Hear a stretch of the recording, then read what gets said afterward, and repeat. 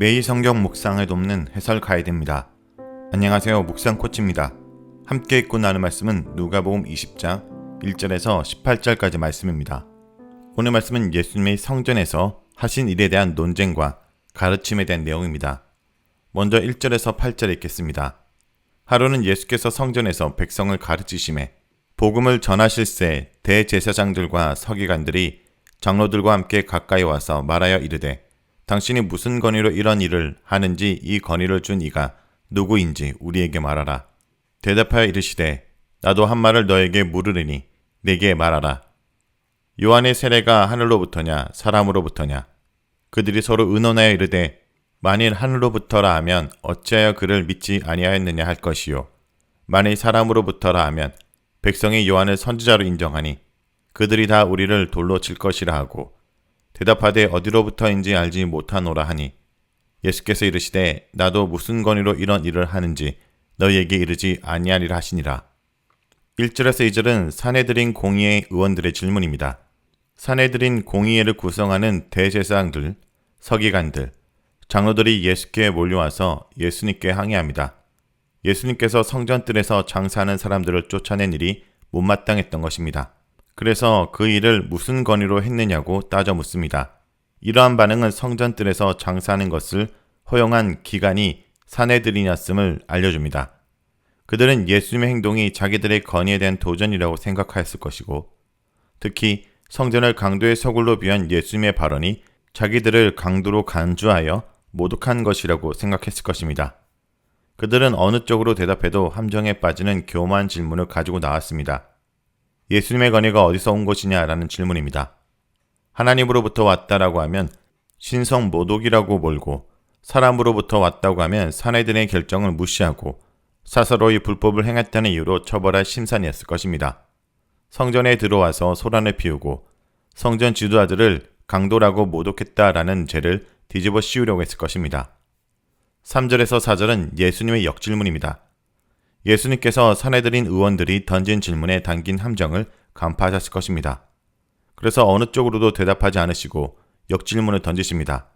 그렇지만 예수님께서 던지시는 역질문에는 산헤드린 의원들의 질문에 대한 답변이 내포되어 있습니다. 세례 요한의 세례가 신적 권위를 가지는지 그렇지 않은지를 묻는 질문은 사람들에게서 기원하지 않고 하나님으로부터 오는 권위가 있다라는 주장을 담고 있습니다. 그러한 권위가 있다는 것을 보여주는 예가 바로 세례 요한입니다. 산헤드린 의원들도 이것을 부정할 수는 없었습니다. 세례 요한이 하나님께 부여한 권위로 세례를 주었다고 한다면 예수님께서도 그러한 권위로 성전뜰에서 장사하는 자들을 쫓아내었을 수도 있습니다. 그러므로 산헤드린이 허락한 성전 장사를 예수님께서 금하실 수 있었습니다. 예수님께서 자신에게 신적 권위가 있다고 대답하셨다면 산헤드린 의원들이 붕괴하며 신성모독이라고 주장했겠지만 세례 요한을 통해서 자신의 신적 권위를 암시할 때는 그렇게 할 근거가 없었습니다. 5절에서 7절은 산헤드린 공의 의원들의 대답입니다. 산헤드린 의원들은 예수님의 질문에 어떻게 대답할지 궁리합니다. 그들은 우선 세례 요한의 세례가 하나님으로부터 왔다고 대답했을 경우를 고려합니다. 이렇게 대답하면 예수님께서 왜 그를 믿지 아니했냐라고 지적하실 겁니다. 세례 요한이 가진 신적 권위를 믿었다면 그들이 세례 요한을 거부한 행동은 신적 권위를 받아들이지 않는 행동일 것입니다. 이렇게 생각과 행동이 일치하지 않는 것은 스스로 자신을 정죄하는 꼴이 됩니다. 이러한 입장을 취하면 예수님께서 그들의 자기 모순을 지적할 때 속수무책일 것이기에 그들은 이 대답을 피할 수밖에 없었습니다. 그래서 다른 대답의 가능성을 고려합니다. 세례 요한의 세례가 사람으로부터 즉 세례 요한 자신으로부터 온 것이라고 대답하면 어떻게 될까요? 그들은 이 대답을 선호했겠지만 예수님의 강론을 듣고 있던 백성들을 고려하지 않을 수 없었습니다.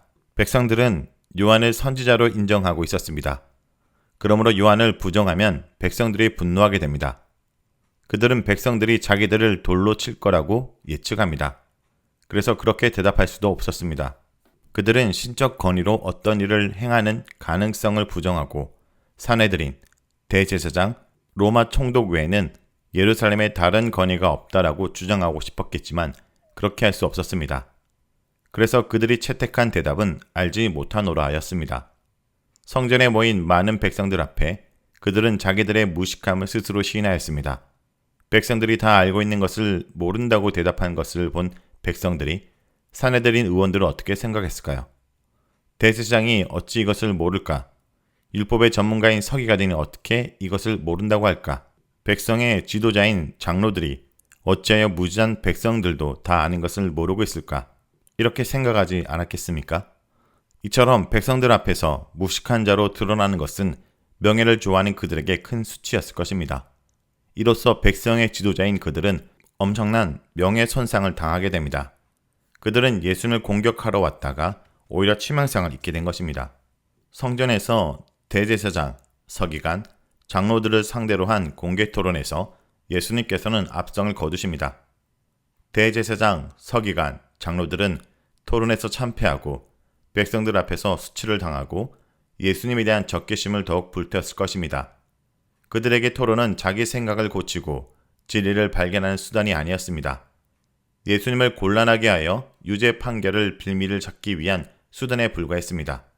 그래서 그런 토론에서 졌을 때 자기들의 무지를 반성하고 열심히 공부하기보다는 토론에서 자기들을 수치스럽게 한 예수님을 향한 적의의 정도로 더욱 높였을 것입니다.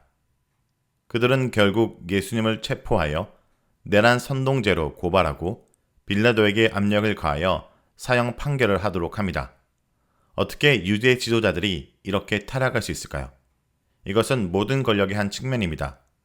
특히나 식민지 상태에서 제국의 빌부터 권력을 유지하는 반민족적 권력의 특성입니다. 그들은 유대 지도자들이긴 했지만 유대 민족의 존경을 받는 민족 지도자가 아니었고 민족을 압제하는 로마 세력의 빌부터 권력을 누리면서도 백성들의 존경을 받고 명예는 누리고 싶어하는 자들이었습니다. 이러한 사악한 지도자들이 백성의 존경을 받으며 자기들의 결정을 무시하는 예수님을 좋아할 리 없었습니다. 예수님을 죽이지 않으면 백성들의 마음은 점점 자기들로부터 멀어질 것이라고 위기를 느꼈을 것입니다. 8절은 예수님의 대답입니다. 예수님께서는 사내들인 의원들이 대답을 포기하고 모른다라고 하자 나도 무슨 권위로 이런 일을 하는지 너에게 이르지 아니하리라 라고 답변하십니다. 예수님께서는 이렇게 하여 함정을 파놓은 질문을 피하십니다. 그러면서도 역질문을 통해 성전뜰에서 장사꾼들을 내쫓는 자신의 행동이 신적 권위로 수행된 것임을 암시합니다. 예수님께서는 하나님으로부터 오는 메시아의 권위로 사내들인 공의의 결정을 무시하고 성전뜰에서 장사하는 자들을 내쫓으십니다.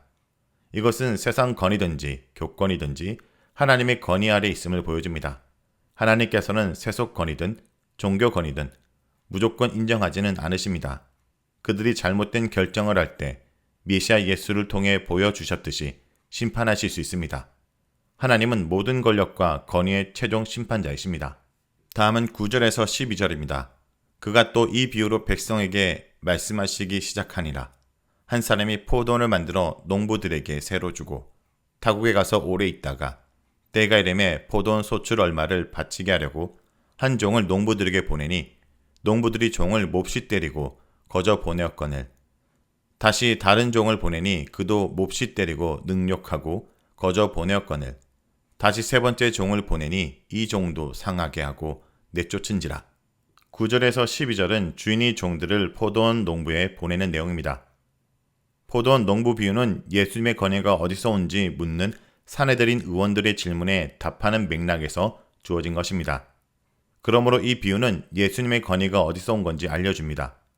포도원은 시편, 80편, 8절 등을 배경으로 이스라엘을 비유하기에 적합한 용어입니다.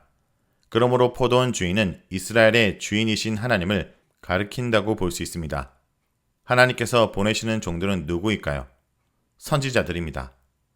예레미야 7장 25절에서 26절에서 하나님은 선지자들을 나의 종이라 부르십니다. 그렇다면 포도원 농부들은 누구일까요? 이스라엘을 관리하는 지도자들입니다. 하나님은 선지자들을 이스라엘 지도자들에게 보내어 열매를 요구하십니다. 그러나 이스라엘의 지도자들은 그들을 때리고 거저 보냅니다. 이스라엘의 지도자들은 선지자들을 통하여 명하시는 하나님의 요구를 듣지 않고 선지자들을 박해하였습니다. 13절에서 16절 읽겠습니다. 포도원 주인이 이르되 어찌할까?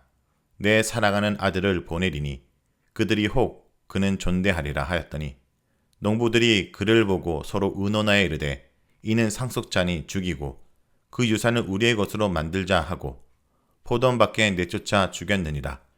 그런즉 포도원 주인이 이 사람을 어떻게 하겠느냐? 와서 그 농부들을 진멸하고 포도원을 다른 사람에게 주리라 하시니 사람들이 듣고 이르되 그렇게 되지 말아야지이다 하거늘. 13절에서 15절은 포도원 농부들이 주인이 보낸 아들을 죽이는 내용입니다. 하나님께서는 마침내 아들을 보내십니다. 유대인들의 언어 속에서 하나님의 아들은 종말에 오시는 구원자 메시아를 가리킵니다. 누가복음에서 하나님의 아들은 예수님이십니다. 그러므로 포도원 주인이 아들을 포도원 농부들에게 보냈다라는 비유 속의 이야기는 하나님께서 메시아 예수를 이스라엘의 지도자들에게 보내셨음을 뜻합니다. 포도원 농부들은 포도원 주인의 아들을 보고 의논합니다. 그들은 포도원 상속자를 죽이고 포도원을 차지하고자 합의합니다. 그리하여 포도원 주인의 아들을 죽입니다. 이것은 이스라엘의 지도자들이 예수님을 죽일 것임을 예언하며 그들이 그렇게 하는 목적을 폭로합니다. 그들이 예수님을 죽인 이유는 예수님께서 메시아로서 이스라엘의 상속자이기 때문입니다. 그들은 이 상속 재산을 주인으로부터 빼앗기 위하여 아들을 죽입니다. 그들은 예수님께서 메시아이신 줄 알고 메시아 왕국을 자기들이 차지하려고 메시아를 죽입니다. 이것은 하나님에 대한 반역입니다.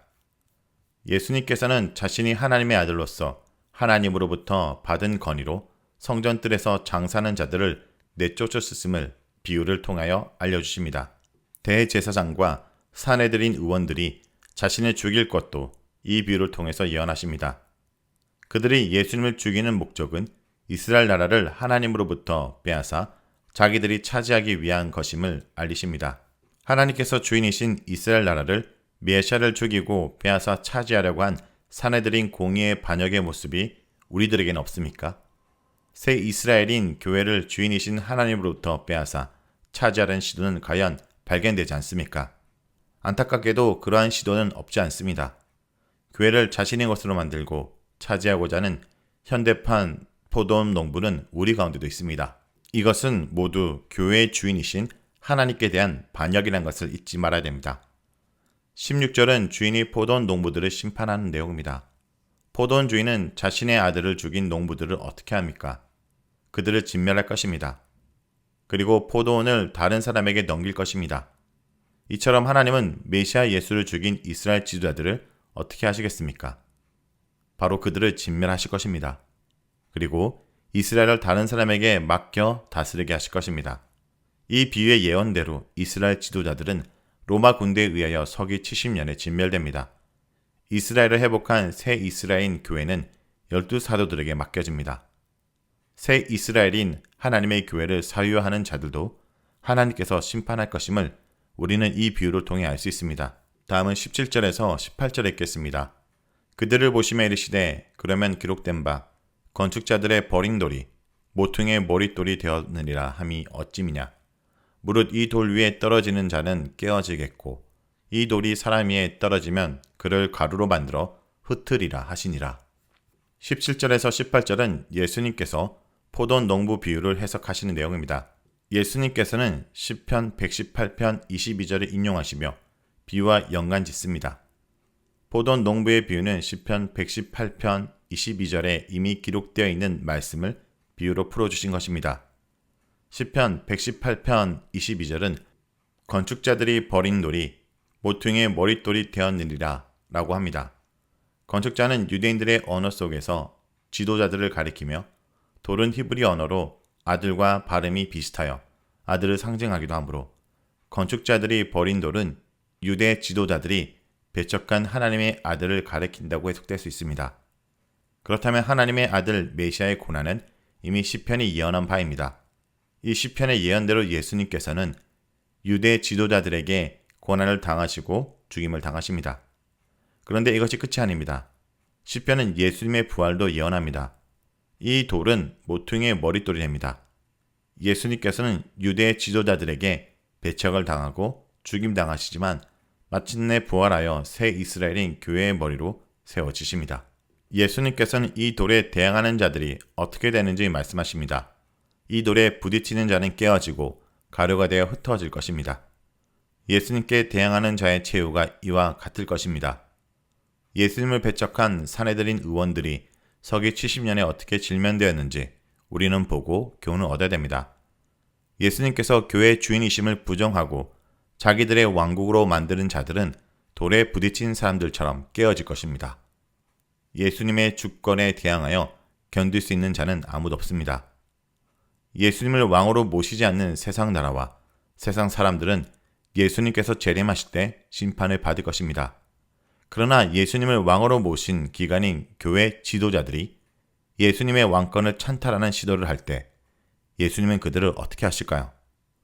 그들은 서기 70년 예루살렘이 망하고 성전이 파괴된 경우에서 보듯이 재림하시기 전에 심판당할 수 있습니다. 교회를 사유화하고 예수님의 왕권을 찬탈하는 역적 행위를 하는 것은 매우 어리석은 행동입니다. 그것은 교회의 머리 대신 자리에서 예수님을 땅에 떨어뜨리며 그 떨어지는 돌에 부딪히는 행동입니다. 그것은 교회 기초 자리에 계신 예수님을 몰아내려고 그 돌 위에 뛰어내려 부딪히는 행동입니다. 이렇게 부딪힌 자들은 산산조각 날 것입니다. 교회는 영원히 서겠지만 그들은 흔적도 없이 사라질 것입니다. 우리는 서기 70년 예루살렘이 멸망한 사건을 보고 교훈을 얻어야 됩니다. 자, 여기까지가 오늘 말씀 누가복음 20장 1절에서 18절까지 말씀입니다. 이 말씀을 통해 우리는 무엇을 묵상하고 적용해야 할까요? 예수님은 수확의 시기에 열매를 요구하시는 주인이십니다. 하나님은 자신의 포도원인 이스라엘 백성을 잘 돌보도록 종교 지도자들을 농부로 세우시고 때가 되면 그들에게 포도 열매를 얻기 위해 종들을 보내셨습니다. 여기에 종들은 수세기 동안 하나님이 이스라엘에게 보내주신 선지자들과 세례 요한을 가리키는 것으로 하나님이 자기 백성을 얻기 위하여 얼마나 열심히 쉬었는지를 보여줍니다. 그러나 종교 지도자들은 자기 욕심을 채우는 데만 급급해서 하나님의 포도원을 부패와 파멸의 구렁텅이로 만들었습니다. 내 삶의 주인이신 하나님이 내게 맡겨놓으신 것들을 되찾을 때 진정으로 기쁨으로 돌려드리고 있습니까? 오늘도 내가 있는 곳에 나의 용방의 열매를 맺기 힘쓰는 것이 아니라 순종의 열매를 맺고 주님이 오시기를 기다리는 주의 백성들이 되길 간절히 기도드립니다.